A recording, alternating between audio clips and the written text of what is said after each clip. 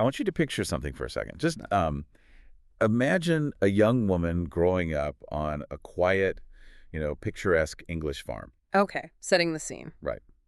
Her days are spent surrounded by horses, completely immersed in equestrian sports.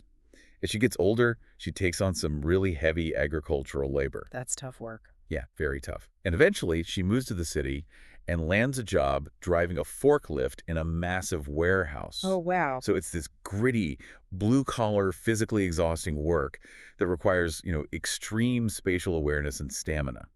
Now, I want you to imagine that same woman, just a few years later, becoming an internationally recognized, award-winning figure in one of the most heavily scrutinized and demanding media fields in the world. Which is quite the pivot. Exactly. The adult entertainment industry. Yeah, you certainly do not see forklift driver and international mature media star sitting next to each other on a typical resume. Yeah, definitely not. But when you look closely at the mechanics of both jobs, like the actual day-to-day requirements, the through line is actually incredibly strong. And that is exactly the mission for today's deep dive. We are looking at the life and career of Ashley Long. She was born in London on June 8, 1979, and she went on to become a massive name in films for mature audiences. Right. But, and this is important, we are looking right past the mature content itself. Because there's a much bigger story there. Exactly. We want to examine the career trajectory, the business strategy, and her eventual transition out of the industry. We've pulled from a wide range of biographical sources, industry archives, and award records to really map this out. Which is, it's a crucial perspective to take. Careers in this specific area of media are rarely linear. Right. No one sits in a high school guidance counselor's office and, maps out a corporate ladder for this field. There's no major for it. Exactly. So examining Ashley Long's journey offers this really unique lens into professional stamina, personal branding, and the strict separation of personal and professional life. It really is a masterclass in treating a highly stigmatized role as an industrial discipline. So let's start with that blue-collar foundation because, before someone becomes a recognized media figure, they usually have a completely different first act. Oh, always. And Ashley's first act is incredibly grounded. Like I said, she does the farm labor, she moves to the city and drives the forklift, but then she pivots again. Right. She goes into sales, I believe. Yeah, she works as a sales agent in a crystal factory. And then eventually she finds herself waitressing at a very well-known London club called Stringfellows. Oh, Stringfellows. Yeah, that was a massive fixture in the London nightlife scene. Like very high-end, right? Very high-end. It had this incredibly glamorous reputation. But the reality of working there as a waitress, it's demanding hospitality work. I can imagine. You are on your feet for 10 to 12 hours. You're navigating these complex social dynamics, managing, intoxicated clients. Right, yeah. And you're operating within a very strict hierarchical environment night after night. So I keep looking at this early background. We've got farmhand, heavy machinery operator, factory sales, high-end club waitress, and I'm trying to map it to what comes next. The big leap. Right, because at 20 years old, she answers a classified ad for nude and topless modeling. Which was a pretty common entry point back then. Yeah, and that leads to amateur short films and eventually this fateful meeting with a director named Ben Dover. And that officially kicks off her career in pure media. Right. But I have a bit of a disconnect here. To me, a movie set, even one for mature audiences, feels worlds apart from a warehouse. How does driving a forklift actually prepare someone for film production? Like, it seems so different. Well, we really have to strip away the illusion of what a film set actually is. Okay. The adult entertainment industry is fundamentally a high-volume manufacturing business. Manufacturing. Yes. It is not about glamour. It is about industrial output. The days on set are incredibly long. You are dealing with complex lighting setups that, take hours to arrange. Right. You have to hold very uncomfortable physical positions while a director resets a shot. So it's grueling. Extremely grueling. You are managing strict directorial demands under hot studio lights. So when someone enters that environment with a background in warehouse labor, they already understand what it means to put their head down and endure physical discomfort to just get a job done. Oh, I see. So they treat the set like a factory floor. Precisely. They know how to clock in, perform taxing work safely, and clock out.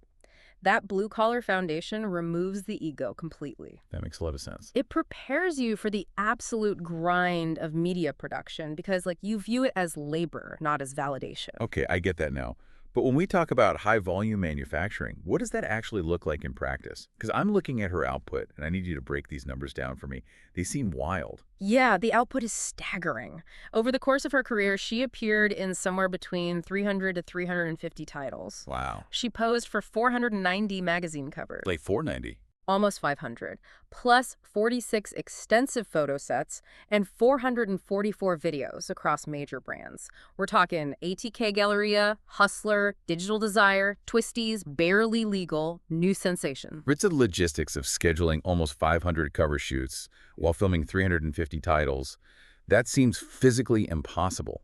How do you even manage that across competing brands? Honestly, it comes down to absolute ironclad reliability. Yeah. In any media production, directors and studio executives want to work with professionals who do not cost them money. Because time is money on a set. Exactly. Time is money. If a performer shows up late, if they complain about the lighting resets, or if they lack stamina, the production bleeds cash. Right. To be booked that consistently across so many competing brands means she was a logistical dream for producers. She hit her marks and delivered the product efficiently. I want to ask you about the start of her career, actually, because the sources note that from her very first scenes in the UK, she actively sought out highly complex, physically demanding ensemble performances. Yes, she did. Now, I would have assumed that solo work is the easiest way to break in. Isn't it harder to just be alone on camera where all the focus is on you? Why jump straight into these huge ensemble scenes? That is a very common assumption, but structurally, ensemble scenes are a logistical nightmare. Really? Oh, absolutely. When you are doing solo work, the camera only has to worry about lighting and tracking one subject. Oh, true. You have total control over your own pacing. But in a complex ensemble scene, you are coordinating with multiple other performers. Oh, okay. You have to hit highly specific physical marks so that, say, 3 different cameras capture the angles simultaneously. Wow. So it's heavily choreographed. Extremely heavily choreographed. It requires a tremendous amount of spatial awareness. Which is exactly what you need to drive a forklift. Precisely. Not a coincidence at all. By taking on those highly demanding roles right out of the gate, she signaled to the entire industry that she was a top-tier technician. That's brilliant. It is. In an incredibly saturated market, taking the roles that others find too difficult or intimidating is a strategic way to bypass the entry-level grind. You instantly build your brand. Speaking of building a brand, I noticed looking through the sources that she used multiple stage names over her career. Yeah, quite a few. She was credited as Amy, Ball, Amy, Ashley, Ashley Morgan, Ashley Britt, and just Ashley. Yep. Why muddy the waters with so many aliases if you are trying to build name recognition? Like, doesn't that dilute your brand? You would think so, but that is a fascinating quirk of heavy volume media contracts. How so? Well, sometimes a specific studio wants to market a performer under an exclusive name. Oh, okay. For example, if a major studio signs you for a multi-picture deal, they might say, hey, we want you to use the name Ashley Morgan exclusively for our content. Oh, I see. This ensures that when fans search for Ashley Morgan, they only find that studio's website, not a competitor's. So it's essentially early search engine optimization and contract exclusivity. Exactly. It allows the performer to work for multiple brands simultaneously while fulfilling all those tricky exclusivity requirements. That is really smart. Now, speaking of names, I have to clear something up for you listening. You might be looking at her resume and thinking she was related to another famous performer named Angel Long. Ah, yes. The great myth. Right. They have a very strong physical resemblance. They are similar in height, and they share that stage surname. But they're entirely unrelated. Completely unrelated. It's just one of those industry myths that took hold as accepted trivia. It happens constantly in specialized media. A shared aesthetic and a shared surname become a narrative, and fans just run with it. If you're enjoying the vibe, go ahead and hit that like button, subscribe to the channel, and share this video with your friends. It really helps us out. So getting back to it, this extreme reliability and her willingness to tackle the hardest ensemble choreography quickly translated into massive international success. It really did. By 2003 and 2004, she was sweeping major industry accolades. She won an XRCO award for Best Single Performance Actress for a film called Compulsion. That was a big win for her. Yeah, and she picked up several AVN awards, which, is essentially the Oscars of the adult entertainment industry. Those are for specialized performance categories and complex ensemble scenes, like a title called Back to Evil. Hmm. She was also nominated for CAVR Star of the Year in 2003. So at that point, I mean, she is operating at the absolute peak of the industry. Top of the mountain. And naturally, that meant the United States market was calling. Los Angeles is the undeniable global hub, like the absolute epicenter for this kind of production. Which makes her next strategic decision so confusing to me. The location boundary? Yes, because despite working heavily in Los Angeles, she absolutely refused to relocate there. Her home, her family, her friends, they were all in England. She made it very clear that she would not move to California. Right. But from a business perspective, doesn't she lose out on massive networking opportunities? Isn't avoiding the industry hub basically career suicide? In a traditional corporate ladder, maybe. Yeah. But in the mature media world, that geographical boundary is actually a brilliant survival mechanism. How do you mean? Well, Los Angeles can be incredibly consuming. The culture of the industry there often blurs the line between the persona you play on camera and who you are in your day-to-day life. Oh, because you're constantly surrounded by the same producers, directors, and performers, even when you're off the clock. Precisely. You go to the grocery store, you see your director. By maintaining a literal ocean between her personal life in the UK and her professional life in LA, she insulated her core identity. That's a huge boundary. It is. When she was in Los Angeles, it was strictly a business trip. She treated Hollywood like a fluorescent-lit office building. I love that analogy. She rarely went out. She only attended the mandatory industry events, worked her 14-hour days, went back to the hotel, and slept. Just totally clocked in. Yeah. Yep. Then she flew back to England, where she wasn't an international adult film star to her family. She was just Ashley. That geographical boundary forced a psychological boundary that really prevented burnout. Wow. But, operating across borders in a controversial field eventually brought its own set of roadblocks. Because of the very nature of her work, she faced intense international scrutiny. She did. Eventually, she was actually denied entry into the United States due to allegations that she was working illegally in the country. Now, I always assume that if you are a successful, award-winning entertainer, crossing borders is essentially a red carpet process. How does an award-winning performer get blocked from entering the U.S.? This is where we get into the real friction between global demand and strict immigration laws. Okay, lay it out for me. So if a mainstream actor from the UK comes to Hollywood to shoot a blockbuster, the studio utilizes an O1 visa. What's that?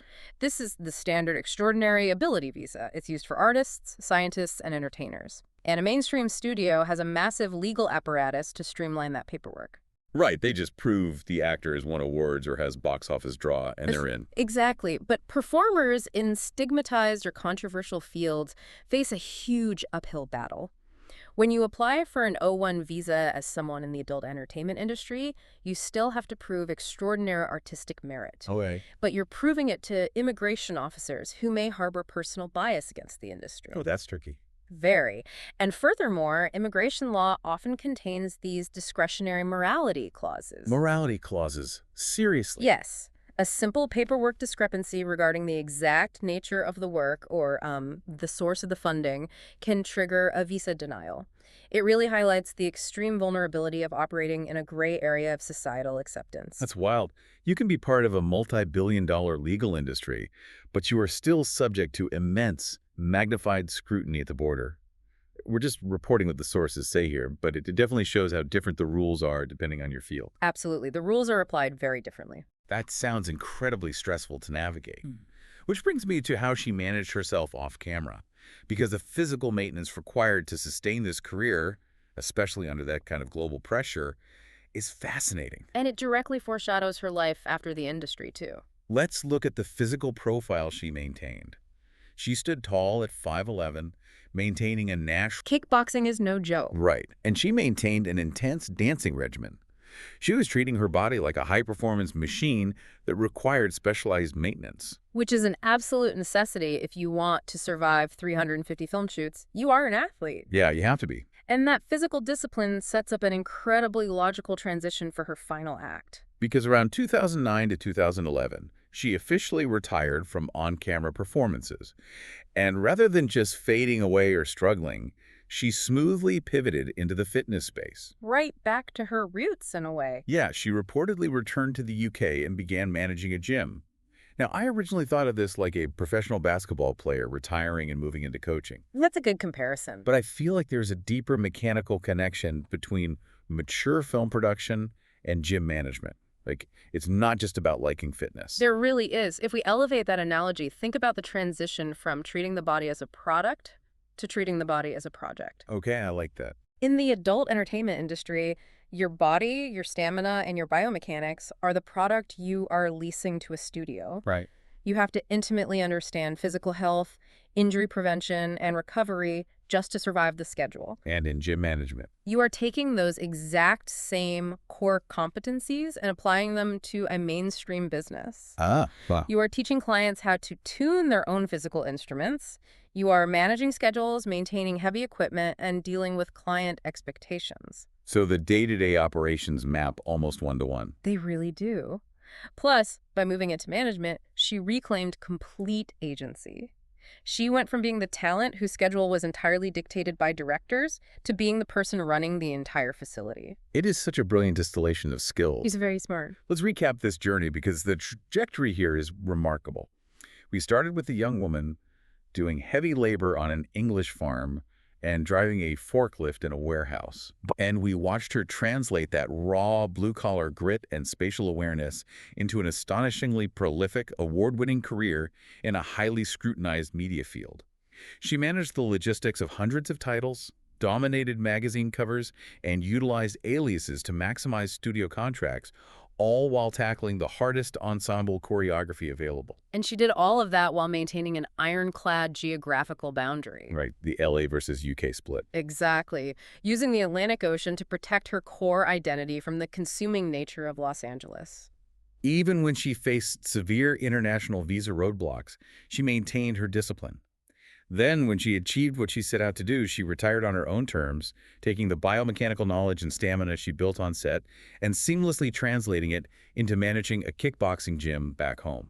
It really proves that true professionalism is entirely portable. That's a great way to put it. The mechanical skills, the logistical stamina, and the boundaries you build in one phase of your life, they will always serve you in the next, regardless of the industry you start in. Which leaves us with something I want you to really mull over today. Yeah, absolutely. When we look at people who work in unconventional or, heavily stigmatized fields, we often let the nature of the work completely overshadow the mechanics required to do it. We get distracted by the surface level. Exactly. We get distracted by the content, and we miss the forklift driver work ethic and the logistical genius underneath it all.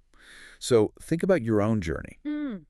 What highly specific, maybe even unconventional skills have you picked up in your past? Skills you might have completely discounted that could actually be your secret weapon in an entirely different industry.